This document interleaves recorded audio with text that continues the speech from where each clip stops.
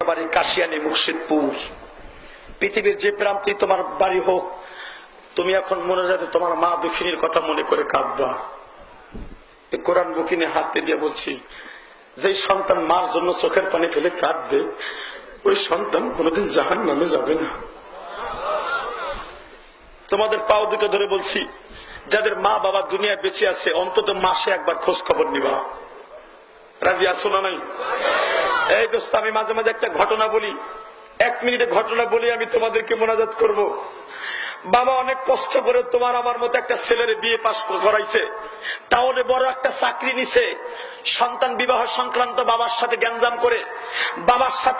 গ্যাঞ্জাম করে পোলা বাপ মায়ের খবর দেয় না। এই বিভিন্ন গুলশান বানানিতে দামি বাসা ফ্ল্যাট বাড়ি নিয়ে থাকে। বাজানরে বাপের সাথে সম্পর্ক ছিন্ন হয়ে গেছে 10 বছর। বাপ যখন সন্তানের টাকা পয়সা পায় না, বাপ নিজের জীবন বাঁচাবার জন্য বাবা রিক্সা চালক ধরছে তার জীবিকা। সন্তান যখন একদিন শুনলো মার অসুস্থ, প্র্যাকটিক্যাল ঘটনা পেপারে আসছে, যখন শুনলো আমার মা অসুস্থ, বিবির কাছ থেকে বললো, শোন রে, এতদিন বাবার সাথে সম্পর্ক ছিল না, আজকে তো তোরে নিয়ে বড় হয়েছে, আমার ছেলে সন্তান তো বড় হইতেছে, হুজুর বললো মা বাবার খেদমত করতে হবে, আমার মনটা কাঁদতেছে, মা বলে অসুস্থ, একটু দেখে আসি। বিবির মনটা নরম হয়েছে, যাও মার একটু দেখে আসো।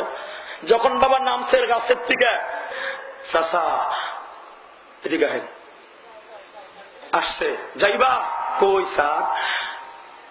যখন কইছে কই যাবেন স্যার? চাচা আমি ওই গ্রামে অমুক বাড়িতে যাব। অমুক বাড়ি তো আমার বাড়ি। স্যার ওই বাড়ি যাবে কেন? একটু ভালো করে তাকায় দেখে, যে স্যার রে লেখাপড়া শিখাইতে যাইয়া প্যান্ট শার্ট কিনে দিতে যাইয়া পরের জমিতে কামলা দিয়া প্যান্ট শার্ট কিনে দিছিলেন। স্যার ওই বাড়িতে যাবেন? ওই বাড়ি আপনার কি লাগে? কি লাগে এটা তো তোমার দেখার বিষয় না, তুমি যাবা? জি স্যার, ওঠেন। বাবা দুঃখ মিয়া রিক্সায় সন্তান রে উঠাইয়া প্যাডেল মারতেছে। বাবা 30 বছর আগের মনের কথা মনে পড়ে গেছে। আহারে আমার সেই পোলা এখন বাবার রিক্সায় উঠছে, যেই পোলারে আমি পরের জমিতে কামলা দিয়া পরীক্ষার ফি দিছিলাম। আজকে সেই পোলা আমারে কয়, চাচা যাইবানি?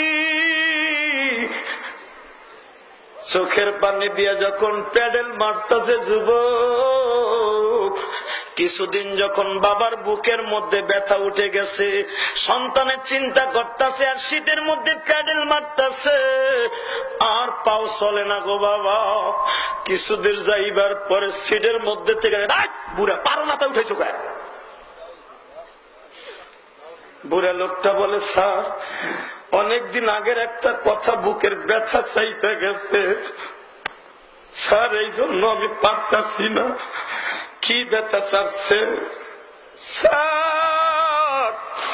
এই ব্যথার কথা মৌলা সারা কারোর কাছে বলা যাবে না। তোমার কি ছেলে মেয়ে বড় নাই? এই বয়সে শীতের মধ্যে রিক্সা চালাও। এমনি কয়, স্যার আমার একটু টাইম দিবেন? দিলাম, নিয়ে নাও। যখন বলছে নিয়ে নাও, কয় স্যার আপনার কাছে মোবাইলের লাইট আছে? আছে।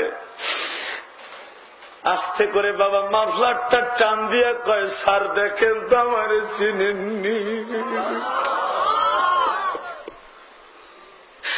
যুবক ভাই রে, তোর 2টা পাও ধরে বলে যা,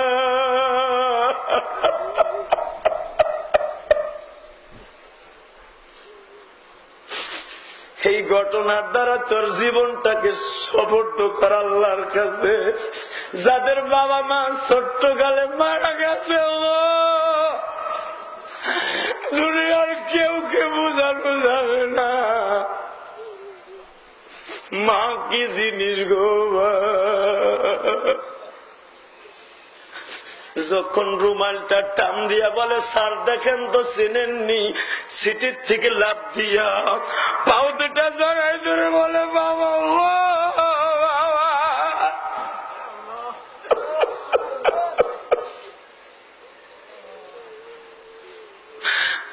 তুমি এই রাত্রে কোথার থেকে রিক্সা পাইলা?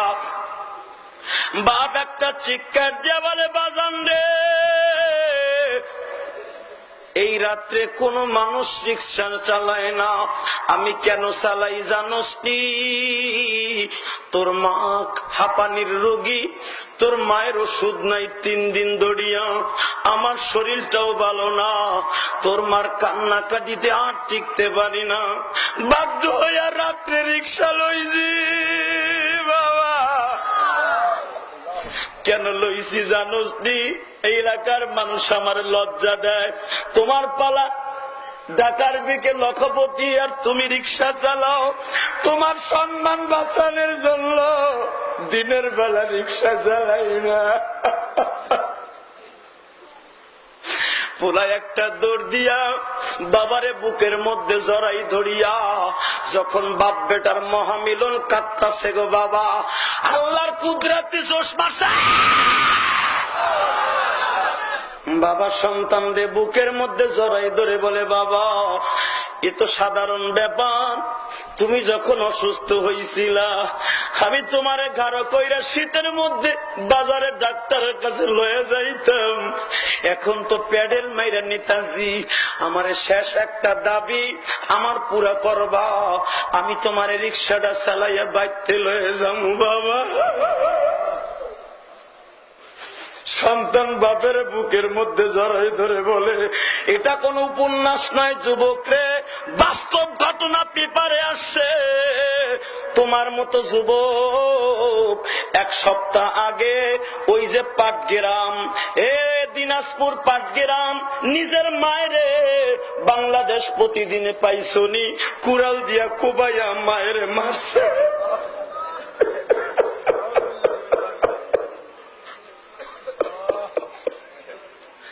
যাদের মা নাই তার কলিজাটা ফেরে দেখো, কত দুঃখ তার অন্তরে। ওই যে শহীদুল ইসলাম গাজী, ও জীবনে বাপরে দেখে নাই, ওর কলিজাটা চাকু দিয়া ফাড়িয়া দেখো, বাবার কত দরদর অন্তরে। আমার যে আলেম ভাইদের বাবা নাই রে, ওই জানোয়ার আমার বন্ধু মানুষ, যার ওসিলায় মিরপুর থাকতে আল্লাহ রেখেছে, এই আনোয়ারকে জিজ্ঞেস করো বাবার কি দরদ রে। ওই যে আমার মসজিদের কেশিয়ার জহির ভাই, বাবা নাই, মা অসুস্থ হয়েছিল, বাজান রে 10 লাখ টাকা মার জন্য খরচ করলো। আমার রুমে যাইয়া বলতেছে, হুজুর আমার যদি জীবন চলে যাইতো, মারে সুস্থ করতে যাইয়া টাকা দিয়ে কি করব?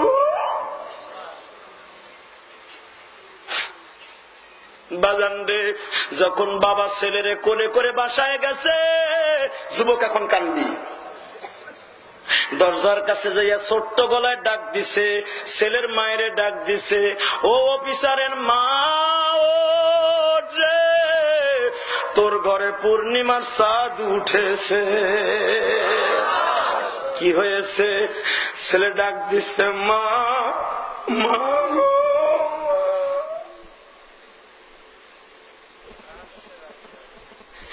যেই মা বাবা কয়েক সপ্তাহ পর্যন্ত বিছানের থেকে উঠতে পারে না, হে যুবক রে, ইলিয়াসুর রহমান জিহাদির বুকটা ফাইরা দেখ, মায়ের জন্য যে কত কষ্ট।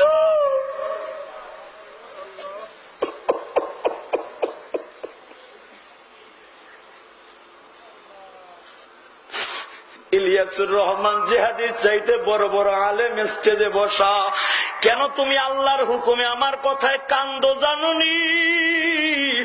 আমার মা দুঃখিনী যাইবার আগে একটা দোয়া দিয়া গেছে, ইলিয়াস রে তুই যদি আলেম হস গো বাবা, তোরে কত বাবা তোর কথা শুনে কানবো, আমি আমার মার কথা বিশ্বাস করি নাই গো।